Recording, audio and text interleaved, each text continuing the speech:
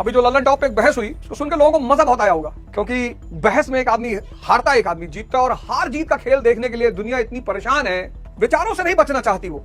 रहस्यवाद, ईश्वर mysticism का हिस्सा है। अगर रहस्यवाद, मिस्टिसिज्म, अगर इस ईश्वर को कोई समझा ले जाए, भाई साहब इस दुनिया पे सारा दुख ही खत्म हो जाए, सारा कष्ट खत्म हो जाए। क्योंकि इस संसार में जो दुख है वो सिर्फ इग्नोरेंस की वजह से है, अज्ञानता।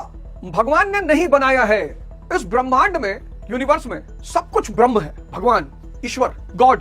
तो शैतान, ये क्वेश्चन बड़ा बार बार आता है, लोग कहते हैं कि भगवान ने फिर शैतान को क्यों बनाया? भगवान ने नहीं बनाया है चचा। भगवान क्यों बनाएगा शैतान को? क्यों बनाएगा? क्यों भगवान, गॉड, अल्लाह, इनमें से किसी ने शैतान को नहीं बनाया है। शैतान इंसान की अज्ञानता है, और इस अज्ञानता, इग्नोरेंस, और इस अज्ञानता की वजह से इस संसार में दुख है, कष्ट है। जावेद साहब भी तर्क दे रहे थे, मैं तो एक दो लाइन सुना। इस तरह की बहसें मैं सुनता नहीं, मैंने सुना मुफ्ती साहब जीत गए, मुफ्ती साहब को जीतना ही था, मुफ्ती साहब को जीतना ही था। भाव तर्क पर कभी हावी नहीं हो सकता इस दुनिया में, जब भी ईश्वर पर बहस होगी। लेकिन अब जावेद साहब चूंकि एथिस्ट है ऐसा मुझे लगता है, और एनलाइटेंड नहीं है, पढ़े लिखे हैं, ज्ञानी है, बहुत प्यारे इंसान है।